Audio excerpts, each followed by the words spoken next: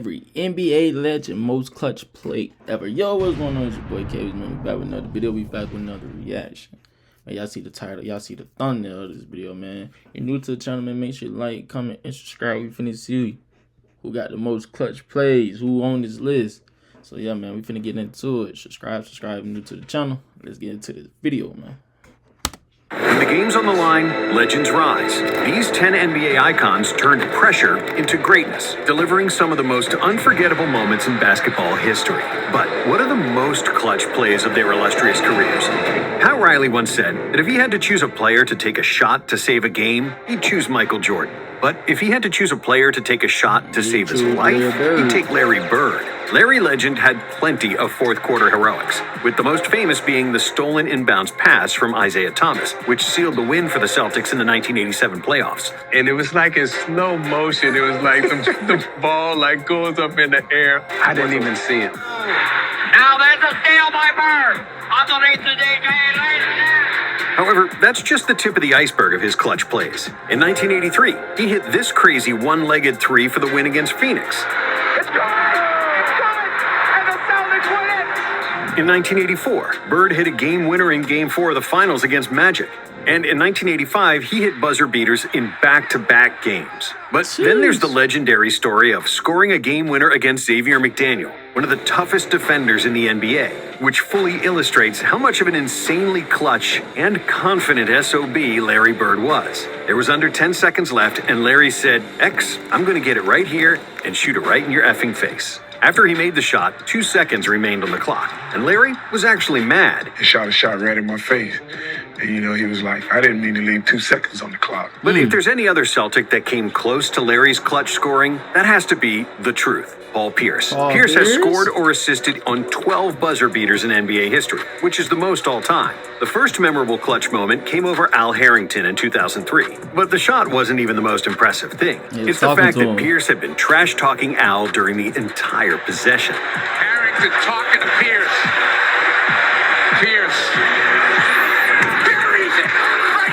Cold. In 2008, there was a legendary duel between LeBron and Pierce. And in Game 7, both delivered. The King had 45, but the truth wasn't far behind with 41, leading the Celtics to victory. In 2009, during Game 5 of the first-round matchup against Chicago, playing without the injured Kevin Garnett, Pierce knocked down the game-tying shot in the final moments of regulation, then buried the game winner in overtime to help the Celtics take a 3-2 lead in the series. The following season, Pierce knocked down another playoff game winner, this time against the Miami Heat in the first round of the 2010 NBA playoffs. Pierce puts it up for the win. Knocks it down. Celtics win. LeBron was really inspiring for Paul. And in Game 5 of the 2012 Eastern Finals, Pierce did it to James again. Pierce for three.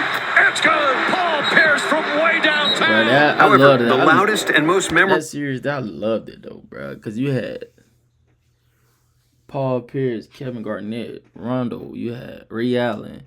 Then you going against Miami. They had Braun, Wade, Chris Bosh, bro. They had... that series was a good series, bro.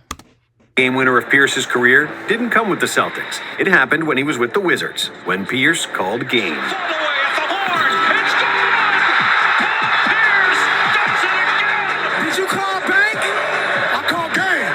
But even though he's suffered a few devastating buzzer beaters from Pierce, LeBron James has more than made up for it later in his career. The King has the most buzzer beaters in playoff history. He's made the most game-tying, go-ahead field goals in the final minute of a playoff game. And across his entire career, he's made more than 1,000 clutch shots, which is the most in NBA history. Appreciate you saying I've been clutch my whole career. It's not many like you, I tell you. It's really hard to choose the most clutch moment of his career because there were so many great games, great shots, and great moments to choose from. However, one game stands above all the others for many different reasons. That game had the most pressure, it had a formidable opponent full of Hall of Famers, and almost everyone in the NBA wanted him to fail. It was June 7th, 2012, and the Boston Celtics had a 3-2 series lead against Miami, playing in front of a sold-out TD Garden. If LeBron didn't play well, it would be the second year in a row that he failed to win with a super team, after he proclaimed that they'd win 7 titles. But then, with his back against the wall and his career legacy on the line, the King delivered one of the most cold-blooded and dominant performances in NBA history. Dunk after dunk, One tough jump shot after another, LeBron seemingly couldn't miss as he went 12 out of 13 from the field en route to a 30-point first half in a game where seemingly every made basket was a clutch shot. LeBron, who played every minute through the first 3.5 quarters, had come out of the game with 45 points on 19 for 26 shooting, 15 rebounds, and 5 assists against 4 Hall of Famers. Well, I just go out and just do what I've been taught, and that's to play at a high level and have fun with it. I won't regret anything. If I know I played hard and I gave it my all, I won't regret anything, no matter the outcome. That's where I've been this whole season. It was the most clutch and most dominant game of his career, and the one that changed his legacy forever. But if we're talking about the single most defining play of his career, it's not any of his buzzer beaters, but a block. The block.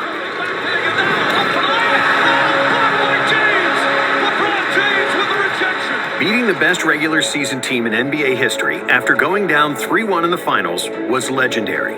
And despite multiple 41-point games in that series, the block on Andre Iguodala will forever remain the best and the most clutch play of his career. Honorable mention goes to Game 5 of the 2007 Eastern Conference Finals, when he scored 29 out of the last 30 Cavs points to defeat the Pistons.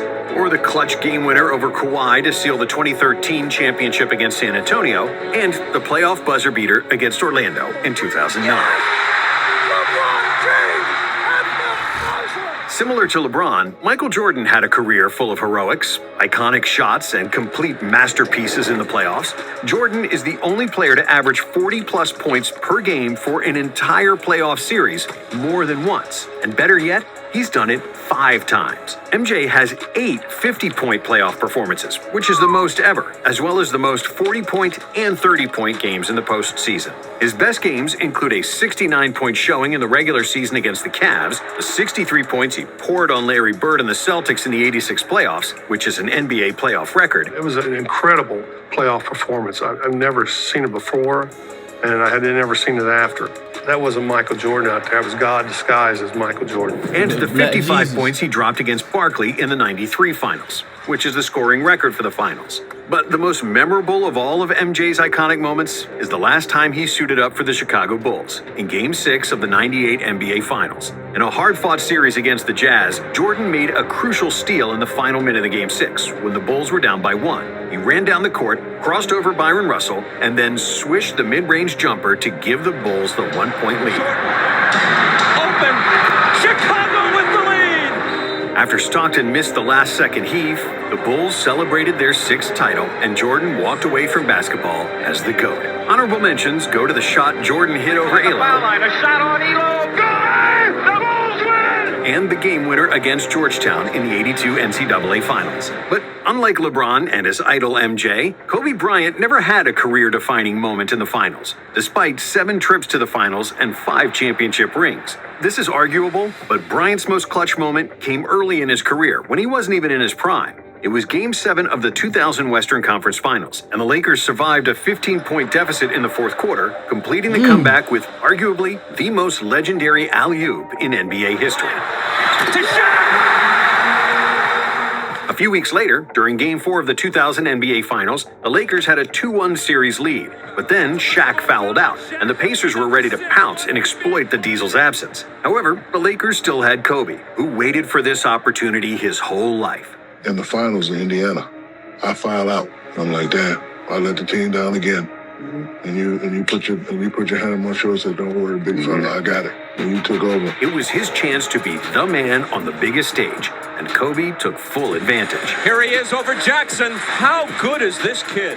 Bryant shot 4 for 5 from the field and scored 8 of the Lakers' 16 points in overtime, including a putback layup that won the game for the Lakers. And even though this game was the coming out party for Kobe, he still only averaged 15 points in the series. And when we're talking about Mamba's clutch gene, that Game 4 game winner was only the beginning. In 2002, Bryant hit a game winner in Game 4 of the Western Semis against the Spurs after another offensive rebound. Kobe only had one 50-point playoff game, and it came in a loss against Phoenix in 2006. In that series, Kobe hit a tying shot to force overtime in Game 4. And in the OT, Bryant made another buzzer beater for the win.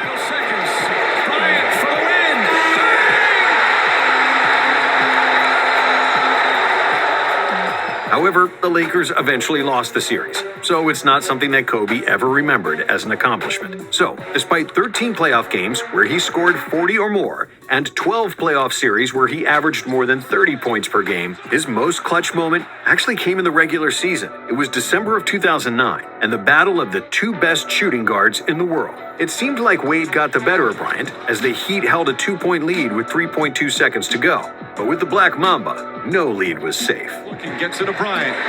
Bryant dribbling, has to put it up in the buzzer. Banks it in! Oh, he banks in the three! And the Lakers win the game! It was such a Kobe moment. I actually couldn't be that mad because I looked down and said, it's Kobe. I'm not talking to you.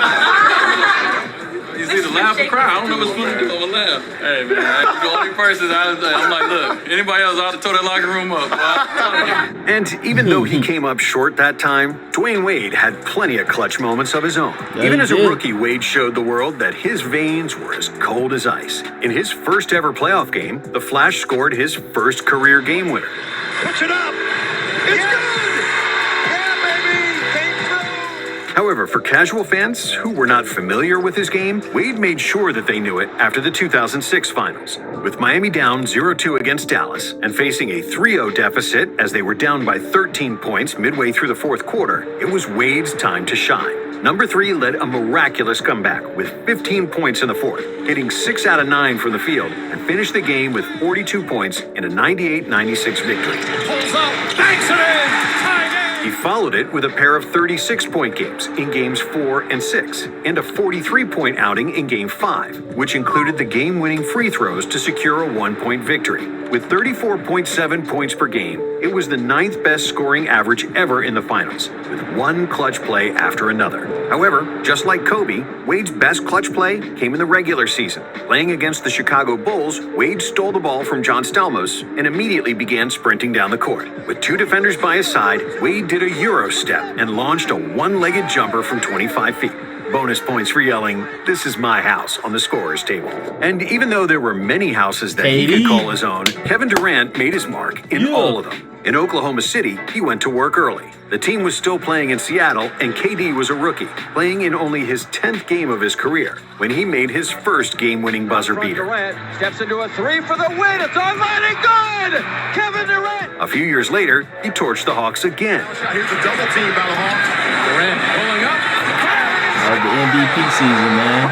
KD cooked up many other game winners from his kitchen of pull-up jumpers, namely against the Knicks, Raptors, Gonna pull up for the lead, and he drills it. and the Timberwolves in the regular season. Durant, fade away, buries it. And then the Lakers in the playoffs. This is for the lead. But the most memorable one was during his MVP season, when there was just 1.4 seconds remaining against Dirk and the Mavs. Here is Durant for the win. And yet, despite 4 scoring titles and the MVP, the most important thing was absent: an NBA championship. For that, he had to go to Golden State and join forces with the Splash Brothers. Even though many believed that was a weak move, Oh, the Warriors shut up. needed KD as much as he needed them. The proof of that came in Game 3 of the 2017 NBA Finals, with Cleveland up by 2 with less than a minute remaining. There was only one player in the world who could just casually dribble the ball the entire length of the court and drill a long pull-up 3 over the outstretched arms of LeBron James. Durant for 3. It's good. Kevin Durant from downtown. A year later, another Finals, another Game 3, same opponent, and the same result. Kevin Durant way outside. Delivers. Kevin Durant from downtown. It's a 6-point game. Those dagger three-pointers won the championships for the Warriors. And even though he hit many big shots before and after when he was in Brooklyn, his legacy will forever be remembered by those 2 threes that sunk LeBron and the Cavs. But what about his partner in crime in those 2 championships? Steph Curry has made many big shots over his glorious career. Definitely. Puts up a 3-pointer. Bang! Steph Curry nails the 3-pointer. He won the Clutch Player of the Year in 2024 and has an endless catalog of clutch moments. His shots are loud, and he's elicited many bangs from Mike Breen. Curry for 3. Bang! But maybe one of the craziest ever was that 3 against OKC. Curry way downtown. Bang!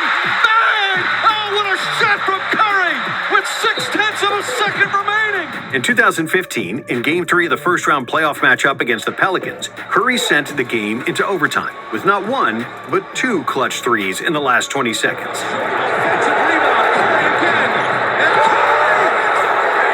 From his early career, there was also the game winner against Orlando,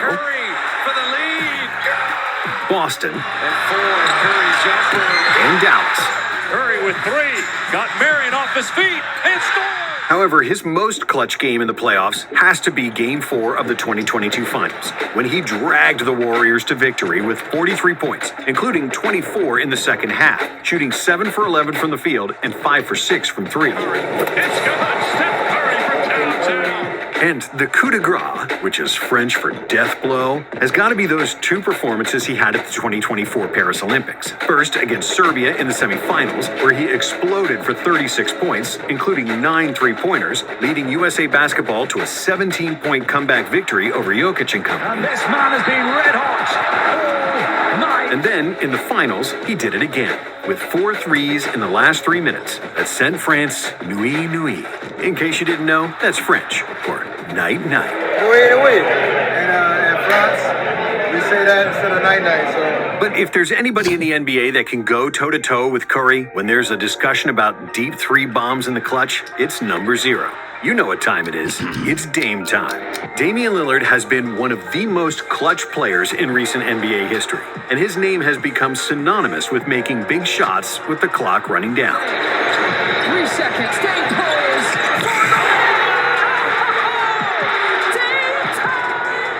In the playoffs alone, Lillard has a total. I hate that Giannis and Dame couldn't like do much as they wanted to. Cause one stay hurt, other one, man, I just hate it, bro. I hate it. 31 shots that were crucial towards the outcome of the games, with an impressive 43.5% shooting efficiency. Lillard is also one of 2 players to have 2 separate buzzer beaters that ended a playoff series. After 14 long years and not making the second round of the playoffs, the Blazers finally did it in 2014, thanks to Lillard. It was Game 6 of the first round against the Rockets, and it looked like Houston would force Game 7, as they held a 2-point lead with 0.9 seconds remaining. But then, Dame time was born. It's Lillard. He got the shot off. Lillard got it. Good. And the Blazers win the series for the first time in 14 years. And 5 years later, in the first round against OKC, the Blazers were considered underdogs against Westbrook and Paul George. And yet, Lillard dominated the series, averaging 33 points per game, including 50 in the final Game 5. And that last shot was arguably the coldest shot of all time. Lillard, long-range 3, and it's good! At the buzzer! But before we go on to the final legend of this list, we'll give an honorable mention to some other legends and their iconic shots. First of all is Jerry West, whose nickname is Mr. Clutch, and who has hit one of the most insane buzzer beaters in NBA Finals history. West throws it up. He makes it. James Worthy was called Big Game James for a reason, just like Robert Horry, who's better known as Big Shot Bob. Then there's Reggie Miller and his infamous 8 points in 9 seconds, and Tracy McGrady, who scored 13 points in 33 seconds against the Spurs. Ray Allen made the biggest 3 of his and LeBron James's career in 2013. Kyrie did the same in 2016, and we can't forget about Joe Johnson, whose number of career buzzer beaters trails only Michael Jordan.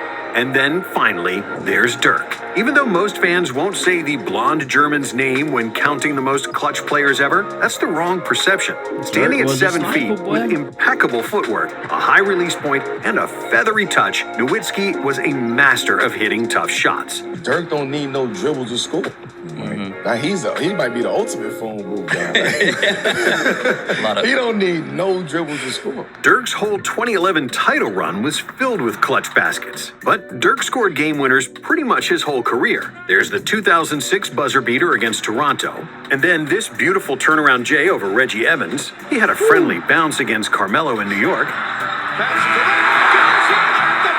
And then the last game winner of his life with a complimentary butt tap from Kobe. It doesn't get much better than that. Thanks for watching. And if you like this video, we have another one for you right here. Yeah, man. Make sure you like, comment, subscribe, and comment what video you want to see next, man. There's another one gonna be dropping right after this, so stay tuned. I'll see y'all next video.